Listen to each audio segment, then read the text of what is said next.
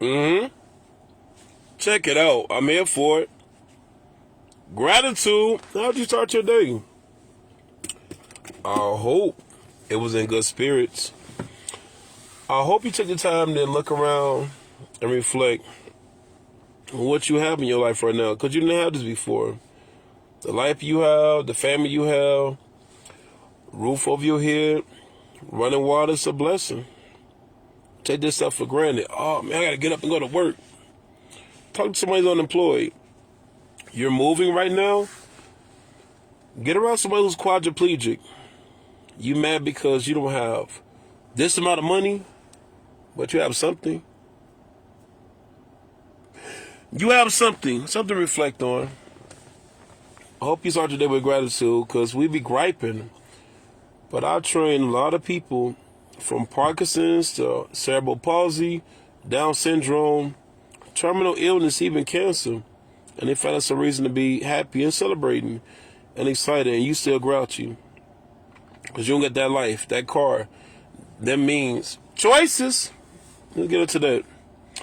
But before, I just want to hop on, because I want to address clown behavior in relationships, because I've been seeing a lot of that.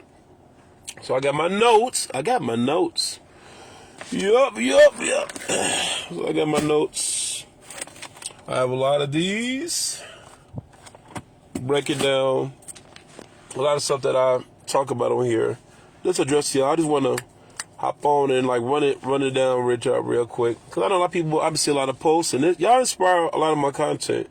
Because I know what to talk about. So I see things on social media. Then I get inspired and motivated. Y'all even make me laugh, because I'm like, ooh, we so misguided. We so lost. We need some help. We do. I'm here for it. I just know, before I get into this part, let me get off real quick about coaches, because I feel like we need to have this conversation real quick. Coaches, whatever field that you're in, when you have these boys, young men in your life, don't just train them how to be real athletic, a fighter, or whatever sport that they're in. Teach them discipline. Teach them camaraderie. Teach them principles. Teach them how to respect women. Teach them how to express their thoughts. Teach them how to walk away. Teach them how to apologize. Teach them how to look for some type of wise counsel. I had a kid that came into my gym who wanted to learn how to fight. Of course, he had anger issues. Of course, he probably been bullied. Somewhere down, that's not always the case, but we do some hypothetically speaking. So in the midst of me having a conversation with him, I had explained to him the importance of me teaching you how to fight is not for you to walk around here and whoop anybody up who tries you or offends you or rub you the wrong way. It's to teach you discipline. Just because you become a lethal weapon, don't mean you will go around here acting like one. You still got to be humble. You still got to be polite. You still got to learn to walk away. And it's hard for us men to walk away. But that's our true strength. People think because of my size and my melanin and the environments I go to, I get into a lot of fights. I don't go nowhere where I need artillery. I don't go nowhere where I need 30 to 50 plus people. I don't do all that stuff because it's not that important. It's not that serious. I learn to walk away from certain situations. If I have a situation that kind of shifted gears, I learn to alleviate it or minimize it the best way I can on my end. Because at the end of the day, I got to control my reaction. I can't control how you feel, but I can't control me. So I was explaining to the young man why it's so important to listen to your mom. Because, we think when we get at that adolescent age, we think we know it all. And I remember I thought I did too. And I explained to him, I thought I knew it all. I thought I was an adult till some adult situation happened. And guess what I did? Act my age. Then I was acting my age. And guess what I was doing? Running to the person that I didn't need. My mom. Reality check. I'm here for it. $3.99. So I explained to him why it's so important. So when you get any type of sport, you building discipline. You understanding how men govern themselves. But you also want to build that inner strength. Because we got the physical down. But it's our emotions that we need to regulate. That's what we got to get over. It's the pain that we haven't addressed. When we in these team groups and we focus on these sports and high-fiving each other for things that we succeeded or surpassed or get introduced into. We got to go into them deep issues, because the better your spirit is, the better your emotion. The better your emotion, the better your behavior. A lot of y'all be winning all these academic or sports-related events, but you still depressed. But you still feel empty. You still stressed out. You still feel abandoned. You still feel like you can't trust nobody. That has to be addressed. That has to be addressed. That's what real culture looks like. Brotherhood the same way. When y'all have people that's around your circle, when they have of this, it takes a village. They mean that. Get you a support system, some form of fashion that can help you and assist you and guide you, because you don't know it all and you do need help. But we'll get to that another time. So we're going to go into clown relationships, because it's a lot of them. I mean, people have been running wild with things they've been speaking about, and I get it, and I understand. So I'm here to process that for you real quick. So clown behavior. If he posts his girl all the time, oh, he's lame, he's corny, he this and that. Maybe he's just happy. Maybe he found peace in a world full of temporary people. But, you know, you can clown them while you post these celebrities who don't even know you exist. Oh, that hit different. That hit different. You clown him for a person that he with, but you are uplifting, put on a pedestal, idolizing a person that you don't even know. Clown behavior. Yup. Yeah, I know you don't like that. You don't supposed to. You'll get on another one. Or she done for forgiving him after he made a mistake, whatever it could be. Or she recognizes that the mistake that he made, he decided to work on it. And she decided that because the light bulb in the house went out, don't mean sell the whole house. And because she's making that effort to do that, you looking at her funny.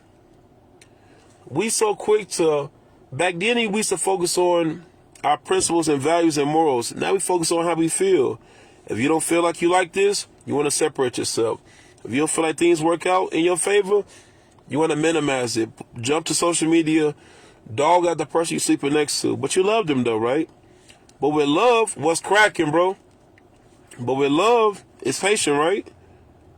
A lot of us don't have that, but we say we love. We throw these words out too frequently, but we don't define that. It's not in our behavior, it's not in our actions, definitely not in our verbiage. But we say so much that, man, you know I love you, but you haven't dealt with your anger. You know I love you, but you're very vindictive towards me. You know I love you, but you keep a record in a tedious fashion of things that I do that you're uncomfortable with. You don't talk, you moving on, because you know I can do that all day. We're going to stay on the clown behavior that we once talk about. Another one that I notice I've seen a lot on social media. Oh, he weaks if he cries in front of her. Bro, we're human. Emotions are just for women. Y'all bottled up for so long, and then you bleed on somebody who didn't cut you. A lot of men unalive themselves from not opening up. They let themselves out up in the wrong way, and that's a conflict of interest. And guess what? Now he in a trying situation. All these men that's run to so much of these vices that they use for excitement, porn, alcohol, smoking, gambling. Ain't that much gambling in the world. Ain't that much drinking in the world. Ain't that much smoking in the world. For you to enjoy yourself, you have to deal with something that's mood altering. Pop a pill. What does that say? People pop a pill when they have a headache, when they're in pain. Message. People induce something in the system to alleviate something else. Yeah, that kind of hit a little different. But we think we just doing it just to do it. We sciatic nerve. You're going to sciatic nerve yourself into some what? Till you OD, and then what? Because you bottling in. And men love to say we don't cry, but you are crying. You crying in the gym 6 times a day by going there, working out so hard. You trying to beat that pain away. Ones that jumping into every gathering, every spot, traveling over here and now. You burn out your account that you don't have. You have a part-time job, sir. Miss Ma'am, the government's taking care of you right now. This how you acting? Emotions is serious, man. We have so many moments. Sidebar. I had a conversation with a peer who got beside himself because I addressed to him about his behavior. And us men have an issue with somebody saying something about you because we feel like we got to check you and be tough. But we don't see the underlying words and verbiage that we use to offend each other. We'll say some stuff, and if we don't get a certain point or certain reaction, we use manipulation tactics, like certain words that we emphasize, to try to make you uncomfortable. Like, for example, I was supposed to reach out to a friend about a situation, and because I didn't reach out to him in a time frame entitlement that he wanted me to, he said, well, you counsel people, right? This is what you do with men, right? You see, you hear that? You're guilt tripping, blame shifting, and you are trying to make me feel as though my character is on trial because I wasn't available to you. And I explained to him about this conversation in a civilized fashion. Of course, defense, when a person started to text you or talk real erratic, their emotions are involved. Their emotions got the steering wheel. There is no logic. Either your logic is logic and emotion. If your logic is at a 9, your emotion is at a 1. If your emotion is at a 9, your logic is at a 1. And this is why it's hard for us to comprehend certain conversations that we have with people. Because I just don't think you understand. Your pride and your ego and your insecurity is in the way. Once you move that out the way, you can listen and properly assess what's going on. It's not always, nobody cares if you don't like something. I listen to understand. With anybody I talk to, I don't have arguments. Arguments is focusing on who's right. A disagreement, focus on what's right. I focus on the facts, and I focus on the understand, and I lead my conversation with empathy and compassion. Because my point, if you feel demeaned or discounted or minimized in the conversation, either I'm not doing my part, or based off of your trauma or insecurities, is either manipulating the conversation and you're interpreting it from a bad space. And one of us got to be mature enough to separate themselves. We have a problem walking away, but we proclaim that we so strong. But you got to fight everybody. You got to fight everybody. Anybody who stepped to you wrong, but you don't want to fight that peer pressure. You want to fight for that child support. You don't want to fight to get a better job. You don't want to fight to become more mature. You don't want to fight to be a gentleman. You don't want to fight to honor your parents. You don't want to fight to love better. You don't want to fight to get off some drugs, though, right? But we fighters. That's a problem. That's a big issue. We fight these wrong battles, and we say so much on how we so tough. We so tough. We so tough. But if you was tough, your attire, the people that you hang around, you wouldn't hang around. Because they're good for you, but they're not healthy. If I'm around somebody that's in my circle, they're uplifting me, we're lifting each other, iron sharpens iron. If I'm around you because we just having fun, we got playgrounds, carnivals, entertainment facilities for that. I want to make sure we can grow, excel, build. I don't want a trauma bond. I want to build.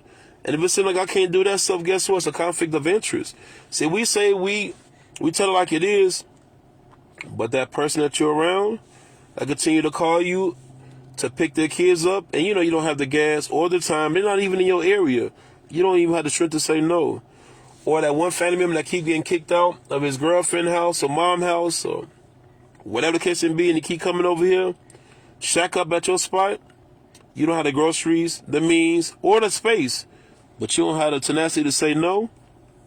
Or that one person that keep calling you about the same type of drama that they don't want to change. You don't have the same grit to tell them I'm tired of hearing that, so you keep picking up.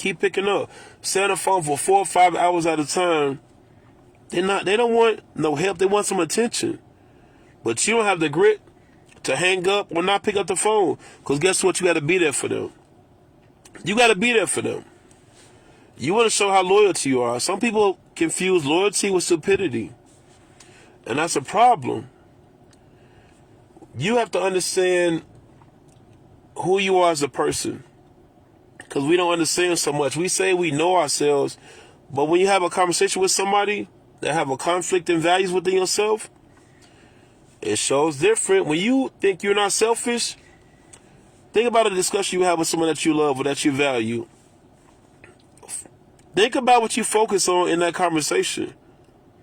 In that conversation, did you give grace? Did you show mercy? Did you know when to reflect? We have a problem with reflecting because when we hear something that shakes us or rattles us, our first response is, "Are you wrong? Are you bogus? Are you negative? Are you this?" It's always a point. But I want to ask myself, why did that trigger me? Did it really offend me or made me uncomfortable? Is it something I need to learn? I'm challenging everything that somebody brings into my attention. So I pause, I reflect, I process, and then I respond. But we think being erratic, being impulsive helps. You see people with road rage. You see the accident reports. People in sore. You see the altercations. For what? Because somebody didn't think about it. You see the hospitals. You see the prison system. You know what that came from? Erratic behavior. Somebody was impulsive, impatient, and they felt the need to want to fight for their respect. Let a person know. Stand up for what they're going to be. Entitlement. Your pride, your entitlement, your ego is going to make you extinct out here. Because you think your way is the way, and it's not. You got to learn to be humble. We say we humble, or we care, and we love when it's in your benefit. When it's in your benefit, you're humble, you're grounded, you're on point. But that's not the case, because when it goes against something that your culture believes, your demographics, your social class, your way of thinking, you're quick to demean, you're quick to throw it away. Then you want to blast it out on social media. We don't want to say how unhealthy that we are. Counsel, coaching, therapy, biblical perspective, we need all of that to balance us out. We be thinking we can just run to small vices to help us. We put Band-Aid over things that we need surgery on. And we see nothing wrong with us. But that insomnia is not insomnia. The loss of appetite is not what you think it is. That anxiety that you got, you didn't come in the world like that. You're missing a lot of things within yourself. And you've been suppressing because you've been people-pleasing. You've been assisting. You've been making people happy, but you're not happy. You're not complete. You're not at peace. You're doing for everybody else. You're doing everybody else's work. Why your house is still junky? Why your car is still junky? Why your car need repairs? You're getting everybody else's money. You're not groomed. You don't have a peace of mind. You don't remember the last good meal that you ate because you're serving everybody else and you keep neglecting yourself. But you say you love yourself. Your diet shows you otherwise. The friends that you're around says otherwise. See, we don't have these uncomfortable conversations. See, me as a coach, because I'm very unfiltered, a lot of people watch my videos know I speak about God, not the universe. I'm not going to say something that God created is the reason why things in my life works out. It's not realistic. A lot of times when we jump into things that's outside our understanding, it's because we're impatient. I want to wait on something, so I'm going to do this instead. And then when this blows up in your face, it's everybody else's problem. It's social media problem. It's the politics problem. It's who in presidents. They the problem. It's the pastor. It's the deacon. It's everybody else the problem but you. Choices, we forget that. We have choices in this world that we make. And we make it off of immaturity. We're immature. We're too evasive. And we don't take the time and try to get a better understanding. We think it's so important to this. Put it out here. I'm just saying. Some conversations you have to keep to yourself. Moments with your spouse that you say you love, that you say you honor, that you say you care about. If you do, then you will listen. If you do, you will understand. If you do, you will reflect. You will lead with empathy, compassion, trust. You can't say you trust this person if when they leave, put a tracker on them. You can't say you love this person, but you're doing hateful things when you feel like you don't make sense. You can't say this person mean the world to you, but if they don't value what you wanted, you automatically gonna make them have a bad day or a bad week because you didn't get what you want. It sounds selfish to me. Sound very selfish. So let me get back to people, these clown behavior in these relationships. So another thing where people get wrapped up on, let's see what thing people do that's kind of weird. If a man takes care of his kids, he's a simp. A lot of street guys say that. A lot of street guys attack men for taking care of their kids, being good fathers, being good husbands. They get dogged out. But in reality, that's a lot more maturity. That's very mature of people. See, a lot of men don't be around enough other individuals to see that how to govern yourself.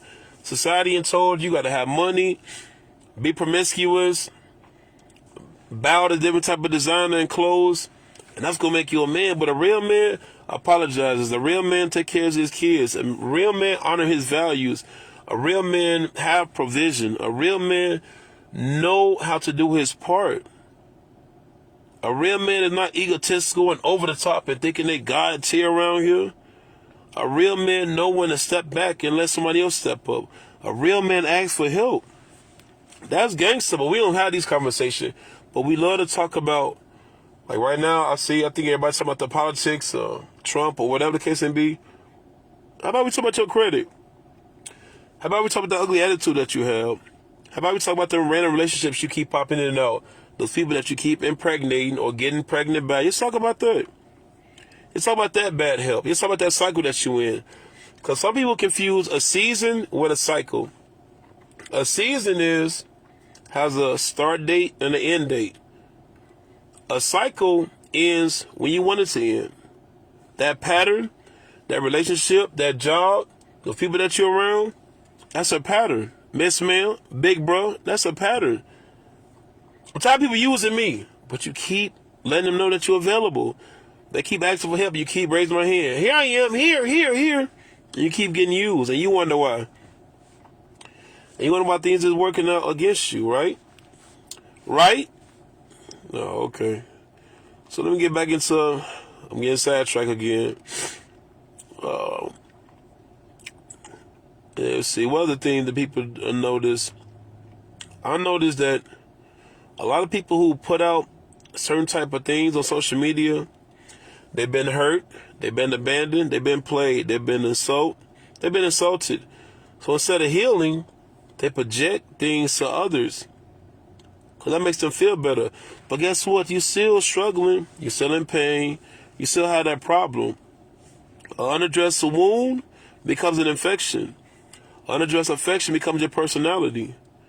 Once you start to learn what's important or how you should interact in this world, all these worldly things y'all tied up to, but your spirit is bad, you ain't educated yourself, you don't understand what self-care is, you definitely don't exercise gratitude enough. And a lot of stuff you guys say that you guys don't care about, you definitely care about, because in your private group chats and the random actions you guys get involved in show that you have a problem and you need some help. Mentoring, counseling, church, something. You're going to need something. You're going to need all three. We all talk about this unity. We need to sit together. Politics, break us right up. Certain holidays, break us right up. And so much, you need to. Well, what are you doing? Who are you helping? Who did you impact? You showing us all what you have in your life, but what about what you're giving back? I don't post a lot of amazing things that I do on a day-to-day basis because I'm not looking for clout. Is God put it on my heart to do it, assist, acquire, I'll do my part. But I'm not here to be like, hey, y'all, look what I did. Look where I'm at. My goal is to expose my flaws, my pride issues, my insecurities, my setbacks. It's something that I struggle with. Because I'm just like you. I handle my things better. I do something about it every day. I work on things that I mess up, that I struggle with, because I know I can't do it by myself. But once again, on social media, we got to show our best images, how great we are. But let me know, I want to know about that drug problem you have, or that porn problem that you have, or that excessive external validation that you say you don't care about, that attention that you continue doing, how you dress. I care about that. I want to care about that pain that you're going through that you didn't tell nobody about. Whatever happened in 98, 99, 2000. I want to talk about that. I want to see your problem solving skills, your critical thinking skills. Why do you have to drink every time to celebrate? Why is it you feel the need to run around to everybody else than God? I want to talk about that. Why do you feel as though you got it all figured out? But due to your life, your decisions, where you working, how you living, showing that you don't. But we don't want to talk about that. We want to, everything else is more important than you. Your values matter. You are somebody. You're not average. Somebody lied to you and you making that lie your truth. And that's why you walk around here chin down like you depressed. What's on the ground? What's down there? We need to focus on having our chin up like we got a nosebleed. Be more excited about life. The world made it so okay for us to be negative, to be down on ourselves. When you get excited about something, people are like, oh, be humble. What? If you put this work in, you celebrate birthdays, don't you? You celebrate anniversaries, baby showers. We don't want to talk about that, though. We pick and choose with some things that's a merit, that's of substance. But then we really recognize what matters to you. That's what matters. Your circle, your foundation, your principles. Not what the world's saying. You don't care what they think about how you dress, says otherwise. How you drive, the way you live, the stuff you promote, says otherwise. When you stop lying to yourself and start being vulnerable and open and honest and start looking within self, you'll see all them ugly traits that need to be purged out your system. The random outbursts, punching a wall, threatening people, accusing everybody, self-sabotaging, abandonment issues that you have, the codependency issues that you have, the imposter syndrome that you have, the over-masculine behavior that you have. When you start working on that and chipping away at those areas, then you'll be at peace. People will look at me so crazy because I'm so on point, I'm so uplifted, I'm so grounded, and I educate myself. And I exercise my purpose, and I try to help people because I know I've been there. Low self-esteem, been there. Been picked on, been there. Been beat up on, been chased, all of that. Anything that you can name in your life that you've been around, I've been there and back. And I'm not leading with, hey, I'm all great. I'm still working. I'm still a work in progress. But I just want to remind you that you ain't by yourself. You got help, but you got to learn to trust. Oh, it's hard for me to trust. No, it's not. You got a contract with somebody, don't you? You work at a certain type of job, don't you? You got a car, don't you? You trust that? Where this I am with people, you got a lot of people that you follow, a lot of information that you take in. I got hard commitment issues. You got the same beautician, the same barber. You had the same football, basketball team for the past 10 years. That's not true. Oh, I just don't like getting up early in the morning.